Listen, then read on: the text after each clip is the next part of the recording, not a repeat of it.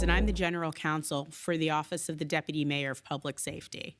Public safety is the most important issue for many New Yorkers, and so we want to make sure that we are keeping you updated on what the city is doing to keep you safe. We hold these discussions to make sure that you have the opportunity to hear directly from the people in charge of protecting your city. Some of the things you're going to hear about are the services that the agencies provide, the programs that they offer, the innovative initiatives that they're introducing, and some of the recommendations to keep you and your family safe. As we often say, the public needs to be safe and the public needs to feel safe. One way for people to stay safe and feel safer is to be prepared, which is the core function of the New York City Emergency Management Department. I am joined here today by Zach Iskell, who is the Commissioner of New York City Emergency Management Department, also known as NYCM. NYCM is responsible for coordinating the city's emergency planning to keep New Yorkers prepared and safe before, during, and after emergencies. As we enter the winter season, we need to be ready for all of the challenges that we face this time of year. That, of course, includes cold weather and snowstorms, but also, as we know, the holiday season can impact our mental health and well-being, which is something that I know the Commissioner is very passionate about and is going to speak about in a moment.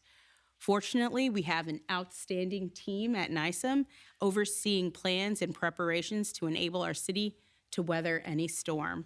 With that, I turn it over to Commissioner Iskell.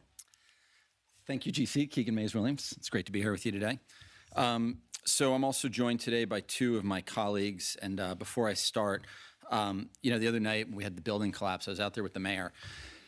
And we were sort of walking into the scene, and you had a sea of agencies that were there. Firefighters who were doing a bucket brigade, literally digging through the rubble hand by hand, looking for a potential casualty. We had all of these different agencies out there, buildings, MTA, HPD, the police department, emergency management, DOE.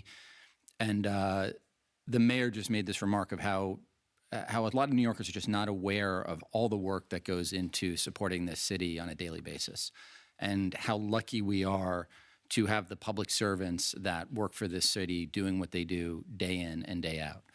And whether it is some of the weather that we'll talk about coming into the city this weekend and all of the folks who are working to prepare the city for that weather, whether it's the folks that were monitoring the situation last night with the transformer issue at Con Ed, whether it's just some of the day-to-day work, we are really, really lucky to have the public servants that we have in New York City.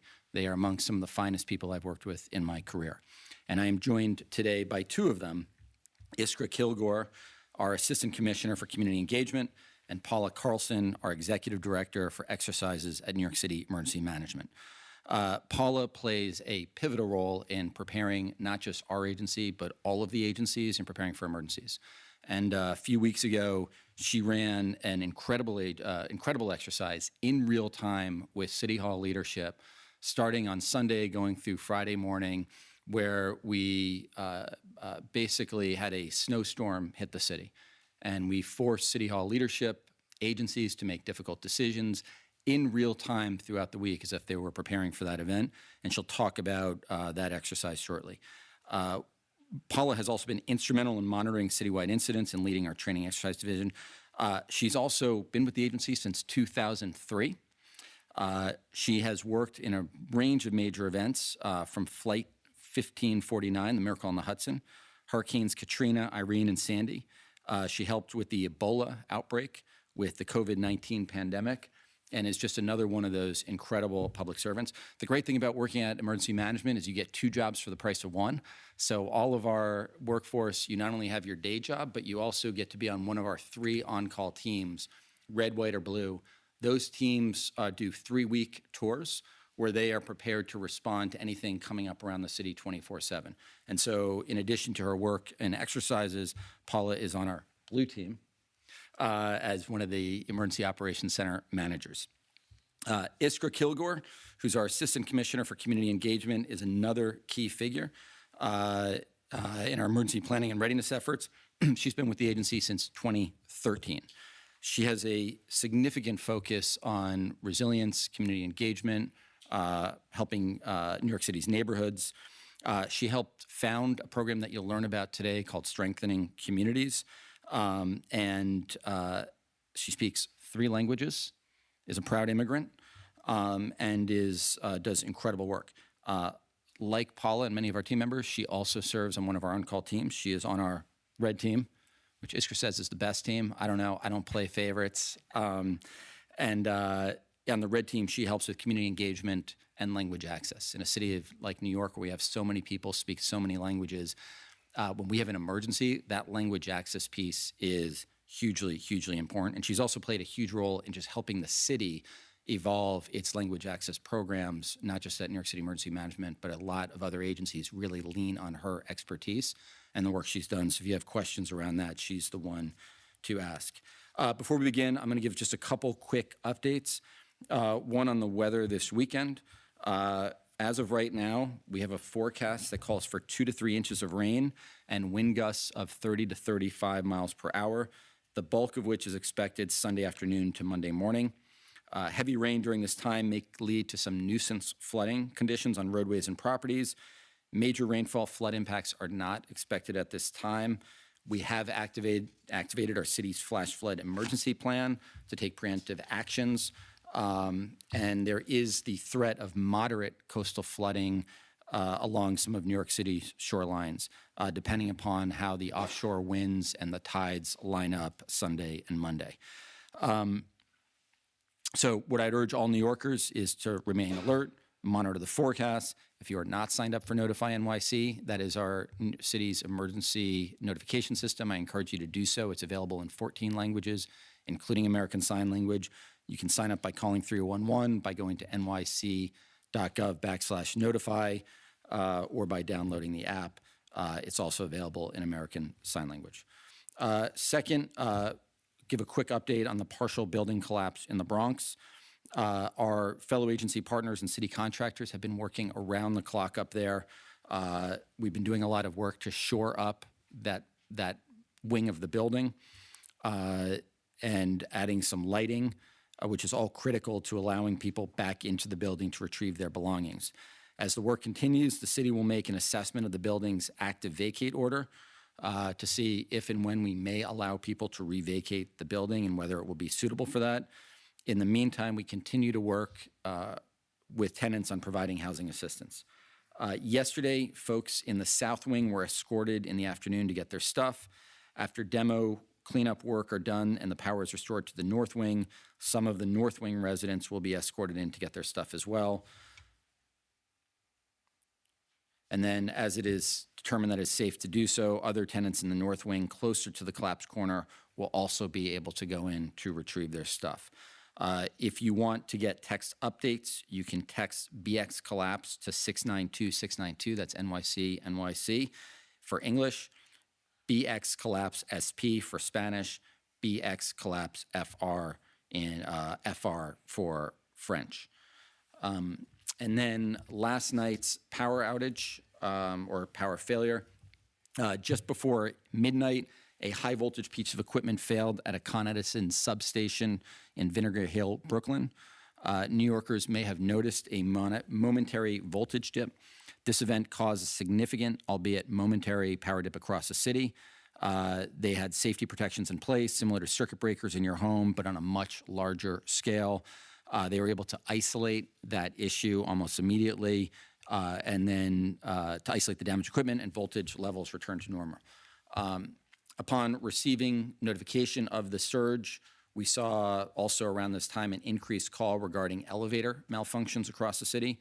We started coordinating with Con Ed, NYPD, FDNY, and MTA. There were some subway issues from this last night as well, to assess and mitigate the situation. Con Ed then confirmed with us that a fault in a 27 kilovolt feeder at the Farragut substation triggered the outage, but no other feeders were affected. There was a small fire associated, which was promptly resolved on site.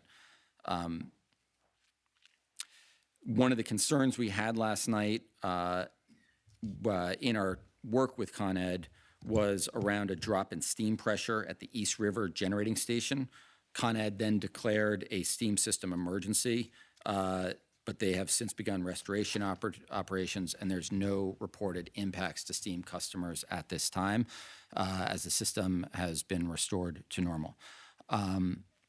And I think while it's important to remember that while these things do happen infrequently, Con Ed does maintain the most reliable electric delivery system in the United States. The last thing I wanted to just talk about before turning it over to my colleagues here is, this is the holiday season, and there's a lot to be grateful for. Our city workers, there's a lot of people who are celebrating. The holidays are also a really tough time for a lot of folks, and I know how tough the holidays can be. For me, this is a particularly tough time of year. 19 years ago, I was in Fallujah, and this is always a reminder, starting around November 7th, me and a lot of the guys I served with, every day there's another reminder of somebody that we lost. And my battalion was one of the hardest hit battalions of the Iraq War. We lost 33 Marines in Fallujah. Over half our battalion was wounded. We have now lost far more Marines, over 50 to suicide, than we did in combat. And I know for us, this is a particularly tough time of year, but I know for a lot of New Yorkers, it is as well. Therapy has been hugely helpful for me. If you have the ability to reach out and talk to somebody, I encourage you to do so. It's also something that I know affects everybody, right? Whether it's yourself, whether it's a loved one, none of us are not impacted by mental health. The city has some great resources. The city is also something, I think the numbers are 14% of adults in New Yorkers have a significant serious mental illness. That's over 850,000 New Yorkers.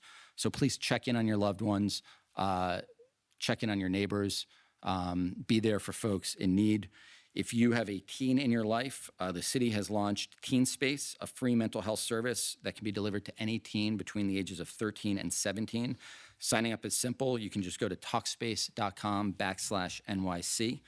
The city also offers a resource 988, which is a national initiative like 911, but for mental health. We have support through 988 that is available 24/7 in over 200 languages. You can also get a lot more resources at nyc.gov/988. I think these resources are really great initiatives that just sort of are a testament to the city's commitment to the mental health of all New Yorkers, and that makes our city such a leader on this issue. So with that said, I will now turn it over to Paula Carlson, who will talk a little bit about the 2023 Winter Weather Executive Functional Exercise, which, as I said, took place in real time over the course of a week. So with that said, Paula. Thank you so much, Commissioner. So yes, like any of our drills and exercises that we hold, this exercise was really about making sure that New York City and that we're all ready for whatever winter weather can throw our way. So from Sunday, November 26th through Friday, December 1st, we brought together members of City Hall and various agency leadership to simulate a response to a winter weather emergency. So imagine a big storm is coming towards New York City. It's cold. We know that the snow can quickly create dangerous roadway conditions. The wind can cause trees to fall. Power outages can occur. And you're counting on us to really be prepared to clear those streets to ensure our first responders are able to access those who need it most, keep transportation running, monitor impacts and of our vulnerable populations, and keep the city informed through coordinated messaging and alerts. By practicing this decision-making and response in these exercises, we're making sure that when that real storm does impact us or could impact the city, we're not just guessing what to do, we know what we're going to do. So we had our teams working together on how to coordinate better, because in an emergency, as the commissioner has said too, we're a team. We need to work together, we need to understand our roles in each of these emergencies. We dove into winter weather forecast to understand what the National Weather Service will tell us to do, so we can really make informed decisions and plan-based choices, such as when we need to salt the roads or when to dispatch those crews to do so. We also focused on decision-making because in an emergency, we know that every second counts. These drills help our leaders to get comfortable with making those tough calls quickly and effectively, and it's about keeping you and the city running smooth and safely. So why do we do this? It's simple. When that big storm hits, and it will, we want to make sure that we're ready, not just for the storm, but for you. We want to make sure that we're doing everything we can to keep you safe, keep the city moving, and to bounce back as quickly as possible. And that's our promise to you, to be prepared, to be responsive, and to put your safety first. And this drill was really just another step in fulfilling that promise. And we'll keep working and we'll keep practicing, because your safety and well-being are what matters most to us. Thank you. Commissioner? Yeah, thanks, Paula. It was a fantastic exercise, and I think we also had, it was not just important that we do it, right? Before every sort of season, you want to sort of dust off the cobwebs. You also, sometimes you have new people joining in administration, new folks in different seats at agencies. So it's always good to sort of dust the cobwebs off. And we also had a lot of fun doing it. I think us in particular, because it was a chance to give City Hall a little bit of a hard time throughout the course of the week with the exercise. So I'll now turn it over to Iskra, who's going to talk a little bit about some of the work we do with strengthening communities. I think, you know, as somebody who's been on the other side of this, trying to work with government, I sort of understand that sometimes when you are a nonprofit, a faith-based organization, how challenging it can be to work with government. And at Emergency Management, we also understand that we cannot do any of this work alone, that we always sort of work better when we work together, and certainly with partners in the private sector, in the nonprofit sector. And the Strengthening Communities program is a great example of that. Just sort of two examples from the migrant crisis. We have had a really great partnership the last couple weeks with Evie Love's, East Village Loves on the Lower East Side, doing some feeding down there. Maspia Kitchen has been at a lot of our sites. Both of those organizations have really been incredibly, incredibly helpful for us, and we're looking to double down on these efforts. So with that said, I'll turn it over to you, Iskra. Thank you. Thank you, Commissioner. As the Commissioner said, I got into emergency management because I am really passionate about community resilience, and I would like to talk to you about our Strengthening Communities program, which was envisioned to do just that. We fund local community emergency networks to develop their community plans tailored to their needs, unique to their communities. Community emergency networks are, in essence, coalitions of community-based and faith-based organizations interested in engaging and planning for their community. We currently have 35 networks across all 5 boroughs who do an incredible work. And I would like to highlight the work of 2 of our networks who completed their emergency plans over the summer. First, I would like to talk about the Community Inclusion and Development Alliance, also known as CIDA. I would also like to talk about the Muslim Community Network. They also completed their plan this summer, and their plan underscores their commitment to fostering a culture of preparedness across our diverse Muslim communities in the city. They also have worked to schedule fire safety and emergency preparedness trainings, working with the community to make sure that they're prepared. During the storm, the flooding event that we experienced in September 29th, they also did digital canvassing, where they disseminated critical information into the community, making sure that they're safe and prepared. These are just 2 examples of the incredible work that our 35 networks do. And this is what Strengthening Communities is all about. It's more than emergency management. It's about building local resilience that is tailored to the unique needs of our communities. Thank you. Thank you so much, Iskra, and thanks for the great work that you do. And with that said, I will turn it back over to you, GC. Oh, thank you so much, Commissioner. Iskra, I have a follow-up question for you. If I wanted to add a strengthening community program in my own community, how would I go about doing that? That's a great question. Thank you. You can either go on our website or email us at communityprep@oem.nyc.gov. We are going to open applications for the program over the summer. There is an application process, and we are really hoping that we are going to enroll 20 new networks this next fiscal year, and we do orientations for prospective networks. So if you email us, we can give you information on when we are planning to hold our next orientation sessions. Fantastic. And how long is the orientation? Just an hour. We keep it short. All right. Thank you so much. And Paula, I did have one question.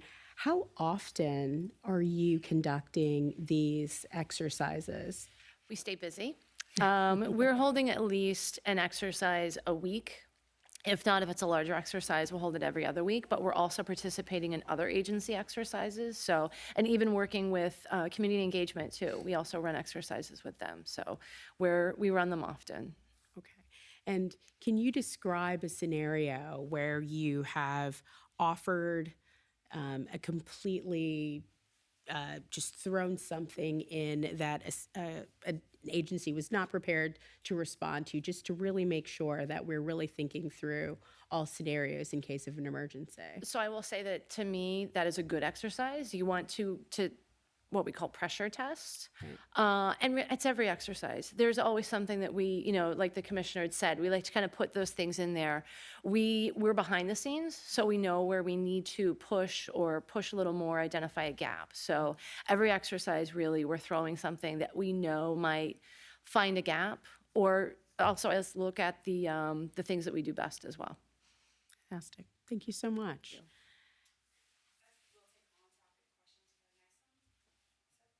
Zach, on the power outage issue, the mayor a couple minutes ago said that he was at a late night meeting and he saw the lights flicker. I was wondering, were you awake when it happened? Did you see it yourself? And secondarily, you mentioned an elevator issue, primarily with the MTA, but did elevators also go out at NYCHA buildings, high rises, anywhere else that you can talk about? I was admittedly not awake. I have not slept most of this week, and I went to bed early last night around the same time as my kids, hoping to get a good night's sleep. And then the president of Con Ed called me at about, I think it was like around 12:30, and I was in touch with the mayor around about 10 minutes. I was on the phone with him for about 5-10 minutes, and then immediately was in touch with the mayor and City Hall leadership. On the elevator issue, do you have a quantity of the number of elevators? So, yeah, I mean, we can try and get the number of calls that have come in from the fire department. What we had last night, because we were then sort of monitoring this situation, and my calls with the president of Con Ed, Matt Ketchke, the big concerns was elevators, the MTA issue, but also the steam issue, right, going into cold weather. And there was concerns that we might lose steam pressure, primarily in Manhattan, south of, I think it was 96th Street, it might have been 92nd Street. But in terms of the elevators, we only had 9 NYCHA buildings that had elevator issues. I think 6 were in Brooklyn, 2 were in the Bronx. And so that was the elevator issue last night. And just real quick, since you're talking about it, on the steam issue, is the fear is that, just talk about why a steam emergency is a concern. Well, the concern is that if you have a decrease in steam pressure, people rely on steam for heat in their buildings, right? And so that's the big concern there. And Con Ed was able to mitigate that. But that was one of the things that we were monitoring through the night. Are we now going to have to shift to, because one of the things that you're always thinking about is you're trying to get ahead of things as you're sort of looking at what are the impacts and then what can we do to possibly address that. And so if we are now having some sort of heat issue, right, what do we now might need to do in order to mitigate that at NYCHA facilities or otherwise across the city? So that was what we started looking at. Yeah. Commissioner, before I get to the question, I just want to say I appreciate what you said with respect to Fallujah. Sorry about what you went through. I'm sorry about the impacts that linger to this day. Thank you. And I appreciate that you were willing to share that with us. Thanks. As for the question, what happened with Con Ed happened in the middle of the night. Are you concerned at all about potential impacts had it happened in the middle of the day or during rush hour? My job is always to be concerned, right? So, I mean, there's always concerns. That's like what we do in emergency management is thinking about these things. But what I will say is, look, Con Ed has a very resilient grid. I think last night it showed that, right? When we got the call last night, there was a fire at this transformer, right? I mean, the fire department didn't even need to arrive on scene to put out a fire. Their fire suppression mitigation efforts worked. They were able to immediately isolate and island that transformer. And as you could see, things returned to normal pretty quickly. And the other issues we're able to sort of address. But yeah, I'm always concerned about everything, but that's the nature of my job. You had Long Island Railroad trains that were affected in Queens. You had Metro North trains that were affected. Had this happened during rush hour, potentially the impacts could have been exponential. There can always be impacts to these types of things. Yeah. I can't. I mean, it's a great question, right? I mean, and so it's one of the things, whether it's a winter storm or you're always looking at the time of day as an impact. It's one of the things we did actually with this exercise around winter storm planning is we had a storm that was coming in that was likely going to impact the Friday morning commute. The storm slows down. Now it might be overnight that you have some impacts. You're less concerned about it, but now it's suddenly impacting the end of day Thursday. The timing of these things, and it's a great question, whether it's a storm, whether it's a power failure, something happening on a Sunday morning or overnight is very different than something happening during the day. A snowstorm that's happening in the mornings, much easier decision around school closures or move to remote learning than something that's happening at the end of the day. And it's part of our job to have plans in place to be able to address these things regardless of when those impacts might occur. But the time of the day, the time of the week, the time of the year all create a lot more complexities for us in emergency management, certainly. I wanted to ask about the tenants who had to be evacuated from the Bronx building that partially collapsed. When you say that the city is working with the Red Cross to help them with housing, what exactly does that mean? Does that mean that is the Red Cross offering them is the Red Cross and city offering them stay in hotels or some other kind of shelter? Yeah, it's a great question. So when we have a building vacate, usually due to a fire, sometimes it can be to a collapse, a structural issue. There's any number of reasons you might have to vacate a building.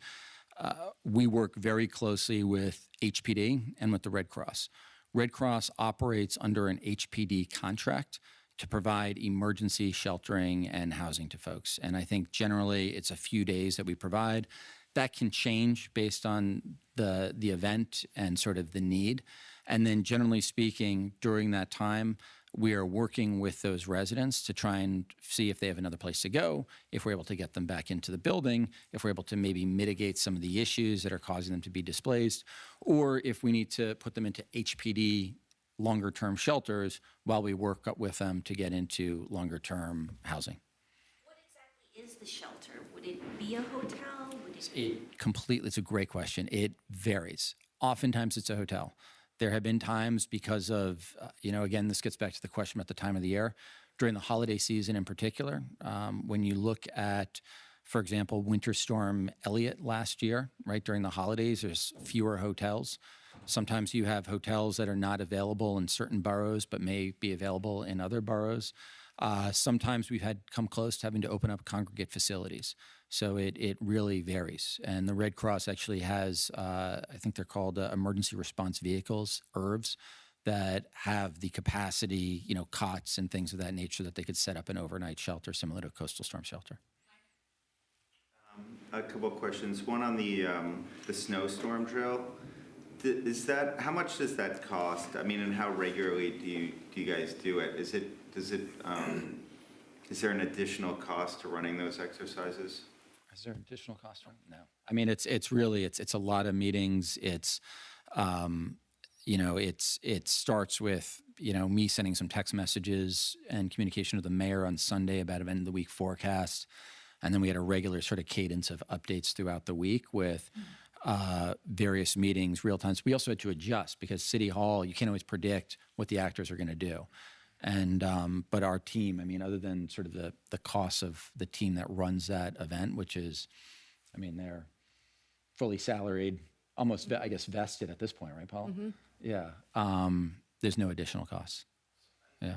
The other thing I wanted to ask you about, talking about people who've experienced trauma and kind of dealing with it in the holiday season, and what the city's doing to kind of help and encourage in that.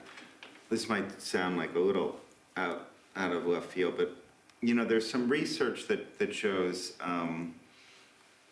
treating people, that it's effective to treat people who've experienced trauma with drugs that were once illegal, like LSD and MDMA and stuff like that. Is that, and I think there's still, like, the jury's still out and kind of some of that stuff. Is that, like, something that's been discussed in the city? I'd imagine there might be some legal issues on the state level, but I'm just curious. I mean, this might not be. Look, it's a great question. It's one, I mean, I'd have to defer to Dr. Vassan and Dr. Katz, who could speak more about sort of what they are looking at.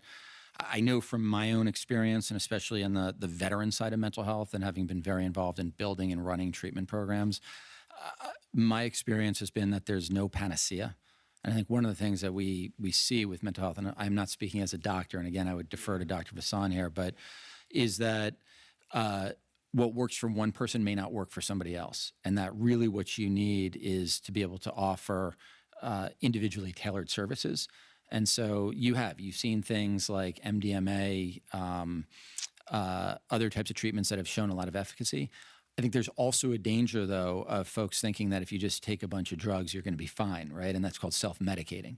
And I think it really needs to be done under the supervision of a qualified medical professional to make sure that it's real treatment and not self-medication, which can be dangerous. Yeah.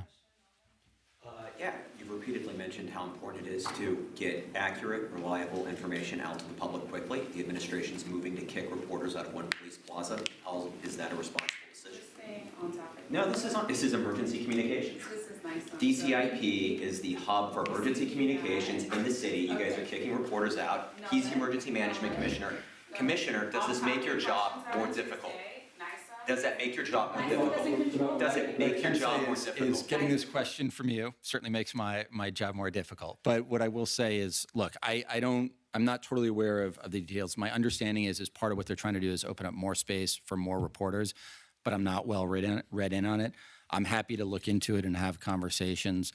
I think, as you know, for us, transparency and the work we do with the press is incredibly important. One of the reasons that I really wanted to do this meeting today, and I'm grateful to see you all here, is like, not only are nonprofits critical partners for us and the private sector, but when we have a major event, so is the press, right? If we have a big coastal storm or a winter weather event, you guys are reaching a lot of people on a daily basis. And it is really important that we have this relationship to be able to get people out there. So if you guys are looking for space and you want some space at our headquarters, happy to open up some rooms at New York City Emergency Management to have some press folks there. Thank you.